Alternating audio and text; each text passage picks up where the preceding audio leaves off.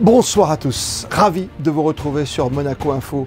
Toute l'actualité de ce mardi 8 février. Invités, reportages, rencontres, infos pratiques tout près de chez vous et votre météo à venir. Nous prendrons, dès le début de ce journal, la direction de la Chine où nous attend notre porte-drapeau Arnaud Alessandria qui, après sa 29e place en descente, a obtenu ce matin la 31e du Super G olympique. Et vous d'ailleurs, suivez-vous les performances de nos champions? Vous intéressez-vous tout simplement à ces Jeux Olympiques d'hiver? Toutes vos réactions à venir dès le début de ce journal où nous ouvrirons dans moins de 10 minutes maintenant un grand dossier consacré au digital et aux solutions dans ce secteur depuis le début de la pandémie. Ces avancées, la gestion de la crise, les nouveaux métiers, les nouveaux produits, le présent et l'avenir, le président délégué de Télis, Thierry Leray, sera notre grand témoin ce soir. Et pour débuter ce journal, en marge des Jeux Olympiques d'hiver, on va revenir sur la rencontre entre le prince souverain et le président de la République chinoise, Xi Jinping, avec vous, Émilie Rousseau. C'est au Palais du Peuple que Xi Jinping a reçu en audience le prince Albert II. Les deux chefs d'État se sont remémorés ensemble la visite du président chinois en principauté en 2019. Un déplacement officiel qui avait été marqué par le renfort des liens entre la Chine et Monaco, notamment dans le domaine de la communication et du déploiement de la 5G sur le rocher. La protection de l'environnement aura été également au cœur des discussions. La principauté participera d'ailleurs prochainement à la deuxième phase de la COP15 biodiversité à Kunming dans la province du Yunnan dans le sud de la Chine. Et puis il aura été bien évidemment question de sport et des Jeux Olympiques lors de cette audience. Le prince souverain a félicité Xi Jinping pour l'organisation avec succès de la cérémonie d'ouverture et a salué le message que le pays a souhaité transmettre, un message de paix et d'unité. En conclusion, les deux pays espèrent continuer à entretenir de bonnes relations et à promouvoir la coopération bilatérale dans différents domaines tels que l'économie, le commerce, la protection des océans, afin d'obtenir des résultats encore plus fructueux. La diplomatie au cœur des Jeux pendant que les compétitions, elles, s'enchaînent, comme pour notre représentant en ski alpin, Arnaud Alessandria, qui sera avec nous en duplex dans un instant. Après, Émilie Rousseau s'être arrêtée avec vous sur cette 31e place obtenue en Super G ce matin par, rappelons-le, notre porte-drapeau. Eh bien, on a retrouvé le Monégasque avec le sourire en bas des pistes, la satisfaction d'avoir pris du plaisir sur ce Super G. Il signe une belle 31e place dans cette manche assez éprouvante physiquement, le tracé n'offrant aucun moment de répit. Les courbes ont aussi coûté la participation à 13 concurrents qui sont sortis du parcours. Finalement, Arnaud Alessandria s'en est bien sorti malgré un vent de face sur la partie haute. C'est ce que nous a confié David Chastan, directeur des équipes de France de ski alpin homme, avec qui le skieur rouge et blanc s'entraîne tout au long de l'année. Il a plutôt bien skié, assez équilibré. Je l'ai trouvé beaucoup plus solide que d'habitude. Voilà, et après en partant de derrière comme ça, ça réchauffe un petit peu, il y a le vent tournant en bas, donc c'est pas évident de faire une grosse performance, mais il a skié à son niveau, avec malheureusement un peu de vent de face. 31e place donc pour Arnaud Alessandria dans ce Super G, à 4 secondes 74 du premier, l'Autrichien Matthias Mayer. À Yankin, Émilie Rousseau avec Alessandra Marangoni pour Monaco Info. Et sans plus tarder, on retrouve, comme promis, Arnaud Alessandria devant le site olympique. Bonsoir Arnaud. Bonsoir. Notre porte-drapeau monégasque bien sûr, 29e de la descente et 31e aujourd'hui du Super G. Ça veut dire que vous êtes un vrai top 30 quoi quelque part. C'est ce que vous recherchiez? C'était un objectif, oui. Vous étiez déçu par rapport à la descente. Ce matin, c'était quoi le problème? C'était le vent de face, surtout, on l'a entendu avec Émilie Rousseau? Bah, j'ai vu avec les coachs, donc apparemment j'ai pris un peu de vent de face sur le haut du Super G. Après sur le reste du parcours, j'ai été un peu gentil. J'ai un peu mis les skis en travers sur certaines portes. Donc là, ça vient que de moi. Vous avez ressenti cette pression olympique, même sur le stade, par rapport même à la cérémonie d'ouverture? Il y avait déjà beaucoup d'émotions, bien sûr. Hein. Pas tellement de la pression, mais plus de l'émotion, de la joie et un honneur aussi de pouvoir participer et de représenter Monaco sur ces Jeux Olympiques. Vous avez ressenti ce petit frisson, là, cette boule dans le ventre? Oui, on a toujours de l'appréhension au départ d'une course. surtout en vitesse où c'est quand même on prend quand même pas mal de risques. Souvent les coachs disent que le jour où on a plus d'appréhension, ça commence à être dangereux et qu'il faut penser à faire autre chose. La compétition continue, vous faites le combiné? Oui, je participerai au combiné. Donc demain on a un entraînement de descente encore. Et ensuite, donc le 10, ça sera l'épreuve du combiné. Vous pensez briller un peu plus haut encore, monter dans le top 30, dans la hiérarchie? Au niveau du plaisir, la première manche en descente, oui, j'adore ça. Le slalom, c'est un peu moins ma tasse de thé. Donc je vais faire du mieux que je peux et on fera le bilan en bas. Il y a une petite pensée pour les autres copains qui sont engagés évidemment dans ces Jeux Olympiques, c'est-à-dire le bobsleigh. Là, il y a une belle chance aussi de rentrer dans le top 10 cette fois. J'ai parlé avec eux, ouais, ils sont motivés. Ils vont donner leur meilleur, le maximum et on verra après le résultat. Mais oui, en tout cas ils ont de bonnes chances. Quand on voit que votre copain d'entraînement, Johan Claret, fait deuxième à 41 ans, ça vous donne envie de continuer pendant combien de temps, vous, le ski?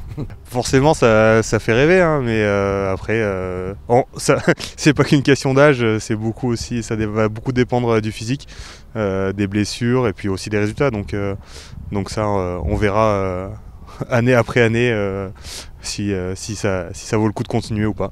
Vous êtes arrivé parmi les premiers à Pékin aux Jeux Olympiques, puisque la descente, c'est toujours l'épreuve reine qui débute, qui ouvre le bal des Jeux Olympiques. Vous avez déjà des petites images comme ça? C'est quoi le plus fort? C'est de rentrer avec le drapeau pour vous, par exemple, dans le stade olympique, dans le nid d'oiseaux? Oui, c'est sûr que rentrer dans le stade olympique avec le drapeau, c'était quelque chose de très très fort. Et je pense que c'est une image qui va rester gravée très très longtemps, voire à jamais dans mon esprit. On est content de vous soutenir. Vous avez reçu beaucoup de messages de la part des résidents monégasques, des monégasques tout entiers qui suivent le sport, évidemment, qui suivent ces Jeux en entier. Alors oui, j'ai reçu beaucoup de messages, beaucoup de sollicitations. J'ai pas encore eu le temps de répondre à tout le monde parce que je suis encore focus sur mes courses à venir. Mais oui, je prendrai le temps de répondre à tout le monde une fois que j'aurai fini mes épreuves. Vous avez le temps de voir ce qui se passe un petit peu à côté. Quand on est aux Jeux Olympiques, on a le temps de sortir de sa bulle où c'est compliqué pour des raisons tout simplement et naïvement sanitaires. Nous, on est dans une bulle, donc à part le village olympique et les sites de compétition, on n'est pas autorisé à sortir. Mais sinon, non, c'est village olympique, ski, ensuite récup, sport. Donc non, on n'a pas trop l'occasion de se balader. Question neige pour conclure. On a vu qu'il y avait un petit peu de vent, que la neige était une neige complètement artificielle. Ça vous a séduit? Ils ont fait un travail assez remarquable, même s'il peut être contesté au niveau de l'environnement. Alors déjà, ils ont fait un travail remarquable au niveau de la station. C'est des infrastructures juste monstrueuses qui marchent super bien. Après, au niveau de la neige, j'ai pu voir que ça faisait pas mal polémique. Mais il faut savoir que nous, en ski alpin, 100% des courses, on skie sur neige artificielle. Ici c'est un peu plus choquant parce que oui, autour des pistes, il n'y a pas de neige, c'est vert. Mais ça nous est déjà arrivé en Coupe du Monde d'avoir des bandes de neige et de courir sur une bande de neige avec l'herbe à côté. Merci 1000 fois Arnaud Alessandria d'avoir été avec nous en duplex, avec nos envoyés spéciaux évidemment qui sont à vos côtés à Pékin pour Monaco Info. Merci, à très vite sur les pistes. Merci beaucoup. Et question du soir. Et vous, suivez-vous de façon assidue ou pas ces Jeux Olympiques d'hiver de Pékin et plus particulièrement les performances de nos athlètes monégasques? Vanessa Dessy est allée avec Olivier Bonello à votre rencontre. Je trouve ça un peu poussé peut-être au niveau sanitaire, enfin de ce que j'ai entendu dire, mais après, non, je suis pas trop, non. C'est très bien que Monaco, de toute façon historiquement parlant, avec ne serait-ce que par la présence du prince aux Jeux Olympiques à 6 reprises je crois, donc c'est bien que Monaco soit représenté donc, à ces Jeux Olympiques. J'ai suivi quelques épreuves, mais autrement, vous voyez, je suis en pleine garde de petits-enfants, donc comme ils ne sont pas forcément très intéressés, on fait les Jeux Olympiques chez nous. Oui, j'ai beaucoup aimé, mais ce que je préfère, c'est le ski acrobatique, parce que j'adore voir les figures. Bobsleigh, ouais, c'est le sport que faisait en plus le prince, donc c'est sympa d'avoir des sportifs dans ce domaine-là. Je pense que c'est bien pour la principauté d'avoir deux représentants de Monaco. Ça permet de voir qu'à Monaco, on a quand même aussi des sportifs qui sont aux Jeux Olympiques mondiaux, je veux dire. Le reste de l'actualité du jour, c'est avec vous, Christine Datomel. Bonsoir. Oui, bonsoir Christophe, bonsoir à tous. Le gouvernement princier vient de communiquer les chiffres relatifs au dépistage, des chiffres qui sont arrêtés au dimanche 6 février inclus. 7042 tests PCR et antigéniques ont été réalisés sur des patients résidents et non résidents depuis le 31 janvier dernier, révélant donc un taux de positivité de 12,23%, soit un taux d'incidence de 1205. Et si le taux d'incidence est en baisse, et de fait moins alarmant, le télétravail pour l'instant est toujours recommandé et maintenu notamment dans les services de l'État. Oui, la situation sanitaire implique de continuer à rendre obligatoire le recours au travail à distance jusqu'au 4 mars inclus et de maintenir les mesures sanitaires renforcées afin de lutter contre le développement de la pandémie de la Covid-19. Il est rappelé que s'agissant du télétravail obligatoire, il s'applique tout en continuant d'assurer l'ensemble des missions dévolues, notamment en matière d'accueil du public, pour lequel il demeure fortement recommandé de privilégier les échanges, soit par téléphone, soit par courriel ou encore par téléservice, lorsque cela, bien sûr, est possible pour l'usager. Une conférence médicale vient de se tenir au pavillon Monaco 2020 à Dubaï, Christina. Effectivement, Christophe. Et à cette occasion, une délégation de médecins de l'IM2S a pris la direction de Dubaï pour certes y découvrir le pavillon de Monaco, mais surtout pour participer à cette conférence médicale de la plus haute importance. Le docteur Philippe Lemarchand, le docteur Valérie Materpara et le docteur Patrick Franzen étaient donc présents à Dubaï pour cet événement et ont pu présenter une conférence sur les pathologies ostéo-articulaires que l'Institut monégasque de médecine et chirurgie sportive prend en charge. Une conférence intitulée cette fois « Risque pays, analyse et opportunités des entreprises » sera donnée par Jean-Christophe Caffé, chef économiste de Coface, le 24 février prochain au Café de Paris. Oui, seulement 10 jours après le célèbre colloque Risque pays de Coface qui se tient chaque année à Paris. Dans cette conférence, l'économiste en chef Jean-Christophe Caffé propose aux entrepreneurs monégasques une nouvelle analyse pour mieux maîtriser les risques et optimiser le développement à l'international de leur société. Expert des marchés de l'énergie, Jean-Christophe Caffé occupe la fonction d'économiste en chef du groupe Total Énergie depuis 3 ans maintenant et est passé maître dans l'établissement des prévisions macroéconomiques. Un point de vue donc essentiel pour les entrepreneurs monégasques du MEB qui pourront assister à cette conférence au sein du salon Bellevue du Café de Paris. Vous l'avez dit Christophe, le jeudi 24 février à 8h30. En principauté, le digital prend de plus en plus d'ampleur aujourd'hui. Certaines entreprises surfent sur cette tendance, comme les services par exemple de livraison. Reportage de Dorine Jarnias, accompagnée de Clélia Renaud et Thomas Deus. Il est possible de commander à manger sur son smartphone à Monaco grâce à l'application Eatin, une solution créée en novembre 2020 et qui propose déjà plus de 40 partenaires.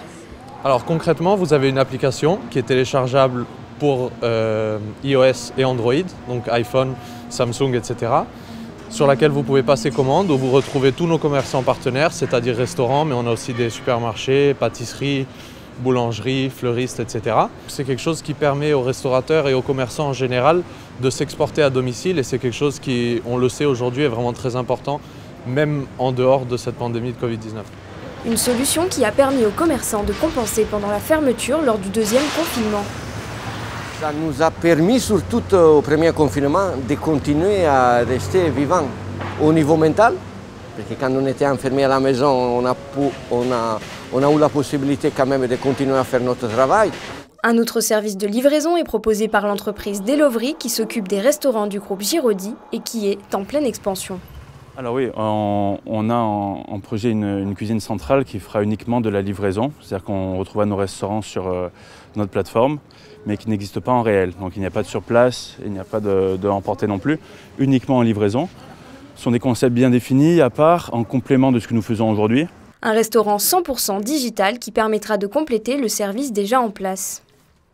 Toujours dans la livraison, l'entreprise Douvillage s'occupe de livrer des produits des boutiques monégasques afin de leur permettre d'avoir un canal de vente supplémentaire. Alors les abonnements qu'on est en train de lancer, c'est pour permettre aux commerçants qui n'ont pas le temps de se focaliser sur leur boutique et nous laisser complètement gérer la boutique en ligne. C'est-à-dire, ils nous donneront juste les produits qu'on viendra chercher, qu'on ramènera chez nous, on remplira les fiches produits, on prendra les photos, on les met en ligne et ensuite on s'occupe de la vente. Et tout ça, c'est dans un package intégré pour qu'eux n'aient juste qu'à suivre les entrées-sorties des produits qu'ils ont décidé de vendre en ligne, sans avoir besoin de s'en occuper pour qu'ils puissent rester dans leur magasin. Des services qui deviennent des moyens pour les commerçants de s'exporter sur le digital, un format qui va certainement continuer à se développer durant les années à venir. Et grand témoin ce soir, Thierry Leray, président délégué de Télis. Bonsoir à vous. Bonsoir. On va parler de solutions digitales pendant la crise. On a vu que le secteur de la livraison avait évolué depuis 2 ans maintenant. On s'est déjà parlé sur Monaco Info. On a déjà dialogué ensemble pendant la période de confinement. Ça a bien évolué. On s'est adapté, surtout pour vous, avec vos data centers et ces données qu'il faut protéger encore et toujours. Oui, complètement. Depuis ces 2 années, on a fait évoluer les méthodes de travail, on a fait évoluer aussi les solutions télécommunications et de réseaux informatiques pour délivrer des services adaptés à l'évolution de cette crise et quelque part un peu à cette gestion qui devient un petit peu plus stabilisée et qui nous est, à nous prestataires, un peu plus facile aussi maintenant à comprendre, notamment dans ce qu'attendent nos clients dans le contexte actuel. Oui, tout à fait. Très bien. Qu'est-ce qu'il y a comme exemple concret de ce qui a évolué? Est-ce que par exemple il y a des nouveaux métiers, Thierry? Bien sûr qu'il y a des nouveaux métiers, je crois qu'on l'a tous constaté, on va de plus en plus vers des prestataires de proximité, les métiers de la livraison, les métiers de la mise à disposition d'équipements, de biens, de nourriture, ça a changé, le besoin aussi de se déplacer ou de partager des maisons à l'extérieur, il y a beaucoup de choses qui ont changé et nos métiers du digital se sont adaptés pour pouvoir produire de nouveaux services pour répondre à ces demandes. Oui, tout à fait. Vous dites nouveaux services, nouveaux métiers, nouveaux produits également? Alors, nouveaux produits, pour nous, ce sont souvent des solutions logicielles que nous développons d'ailleurs en Principauté de Monaco. Ça, c'est avec notre filiale EasyOne. D'ailleurs, on présente à Dubaï vendredi la plupart de nos solutions de développement qui, effectivement, au niveau des logiciels, permettent de répondre à ces nouveaux enjeux et ces nouvelles demandes. Aujourd'hui, je viens vous voir concrètement, je suis chef d'entreprise.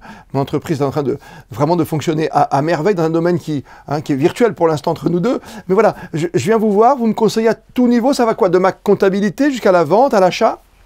Alors, on est sur les métiers de la communication, on n'est pas sur des métiers de la comptabilité ERP ou voilà, on est vraiment sur les outils de communication. Donc aujourd'hui, vous venez voir, on va vous mettre à disposition, vous préparer un équipement mobile qui va vous permettre de travailler comme vous l'êtes aujourd'hui dans vos bureaux, partout dans le monde et en toute sécurité, de manière à pouvoir répondre à cette nouvelle demande de mobilité, de télétravail, etc. Et la grande crainte, comme pour beaucoup, c'est évidemment le piratage de données. Ça là-dessus, créer des verrous, des coffres-forts, vous pouvez me le faire, ça aussi.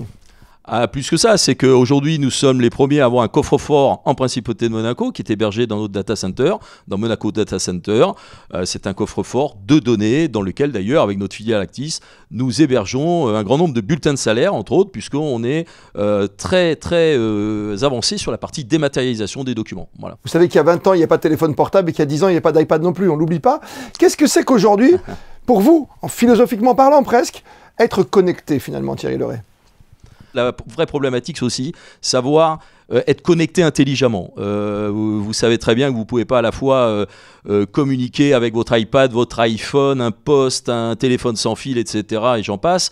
Donc la vraie problématique, c'est d'être connecté intelligemment. C'est pour ça qu'on parle aussi des fois du droit à la déconnexion. Il faut savoir aussi se reposer, dormir, sinon ça ne marche pas, etc. Donc c'est tout l'enjeu de nos entreprises, c'est de savoir connecter les utilisateurs d'une manière intelligente. Voilà. Tu seras un homme, mon fils, demain. Qu'est-ce que je lui conseille comme travail aujourd'hui? C'est de rentrer chez Télis, de rentrer dans le digital, de rentrer dans ces grandes données, dans ces grandes databases? Moi, je ne conseille pas à mon fils aujourd'hui, à mes 2 garçons, de rentrer forcément dans le digital. Je pense que les générations vont avoir de nouveaux métiers, une nouvelle version des métiers qui existent. On aura toujours besoin de boulanger, de plombier, etc., etc. Je pense que c'est la méthode de travail et la méthode de connexion qui va être différente. Donc moi, je lui conseillerais de suivre l'évolution des technologies dans les métiers qu'ils aiment, mais pas forcément d'aller là ou là. Heureusement, je pense qu'on aura besoin encore pour très longtemps de beaucoup de nos métiers aujourd'hui, mais ils seront différents et on travaillera différemment. Merci. 1000 fois en tout cas d'avoir été avec nous. Thierry Leray, c'est toujours important de parler de digital dans notre monde d'aujourd'hui, surtout pendant cette longue période de crise sanitaire. Merci à vous. Ouais. Merci beaucoup. Merci, bonsoir. Cette année, nous célébrons un double anniversaire, le centenaire des commémorations de la disparition du prince Albert Ier et autre grand événement de cette année 2022, le musée d'anthropologie préhistorique de Monaco célèbre, lui, ses 120 ans. Et le prince scientifique n'est autre que le fondateur de ce lieu. Un colloque international sur les premiers peuplements préhistoriques des Alpes-Maritimes, de Monaco et de la Ligurie se tient en principauté jusqu'à demain soir. Nous vous l'avons présenté hier, ce colloque, et aujourd'hui, Alexandra Pani et Olivier Bonello ont assisté à la deuxième matinée de rencontre. Nous vous amenons pour un voyage de plus de 400 000 ans à la rencontre des premiers foyers préhistoriques dans les Alpes-Maritimes, à Monaco et en Ligurie. Alors que l'homme est déjà présent sur le littoral méditerranéen il y a plus d'1 million d'années, comme dans la grotte du Vallonnet à Roquebrune-Cap-Martin, c'est vers moins 400 000 ans que des Homo erectus domestiquent le feu sur le site de Terra Amata à Nice. C'est une rare région du monde où il est possible de suivre toutes les grandes étapes de l'évolution morphologique et culturelle de l'homme. L'homme était à cette époque-là n'était pas un chasseur, il était surtout un charognard. Et il était en compétition avec la hyène géante pour avoir accès à des carcasses abandonnées par de grands carnivores, ou par la hyène elle-même d'ailleurs, pour récupérer de la viande sur les carcasses. Pendant tout le Quaternaire, il y a des cycles climatiques qui durent 100 000 ans, avec des périodes froides qui sont un peu plus longues que les périodes chaudes, des périodes froides de 80 000 ans, séparées par des périodes chaudes de 20 000 ans. Et pendant les périodes froides, le bœuf musqué, qui vit actuellement au-delà du cercle polaire, le renard polaire, le renne vivait sur le littoral méditerranéen, on trouvait du renne dans les grottes de Grimaldi, et pendant les périodes chaudes, c'était le cerf et le daim qui dominaient le paysage, et même l'hippopotame. Comme aujourd'hui, la région possède un climat privilégié tout au long du Quaternaire et accueillait donc pendant les périodes les plus froides des populations issues de zones plus septentrionales. Le musée d'anthropologie célèbre cette année son 120e anniversaire. Créé en 1902 par le prince Albert Ier, il a pour vocation d'exposer les résultats des nombreuses fouilles pratiquées en principauté et ses environs, des fouilles encore pratiquées actuellement. On prospecte par exemple tous les chantiers de construction de Monaco pour voir s'il y a du patrimoine à sauvegarder, à étudier.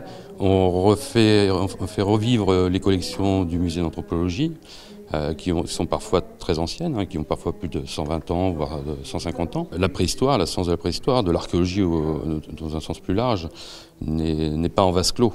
Et lorsqu'on travaille, lorsqu'on étudie un site, dans des jargons qui sont parfois incompréhensibles, on est obligé aussi, et on sait pourquoi on le fait, c'est pour rendre un peu l'information au grand public. Donc notre objectif, c'est que le grand public soit informé de ce qui est fait et qui s'approprie ces nouvelles découvertes et ces nouvelles études.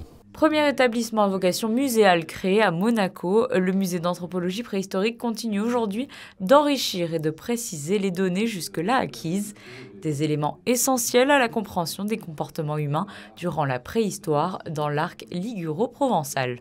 La météo de ces prochaines heures, c'est avec vous, Christine Datomel. Eh bien, le temps qui s'installe mercredi est généralement clair, mais durant l'après-midi, quelques passages nuageux sont prévus. La journée restera principalement ensoleillée avec quelques nuages ici et là. Du côté du thermomètre, prévoyez 8 degrés le matin et 14 degrés au meilleur moment de la journée. L'eau de mer sera également à 14 degrés. Le soleil se lèvera à 7h36 et se couchera à 17h52. Demain, nous fêterons les Apollines. Et comme le veut la tradition, on termine par les instantanés du jour et des expositions toujours très appréciées par les familles en cette période de vacances scolaires, avec un détour ce soir par le nouveau musée national de Monaco, où se tient en ce moment l'exposition Monaco Alexandrie. Les photos sont signées Stéphane Dana. On se retrouve demain, 19h, pour une toute nouvelle édition de votre journal sur Monaco Info. D'ici là, belle et bonne soirée à toutes et à tous.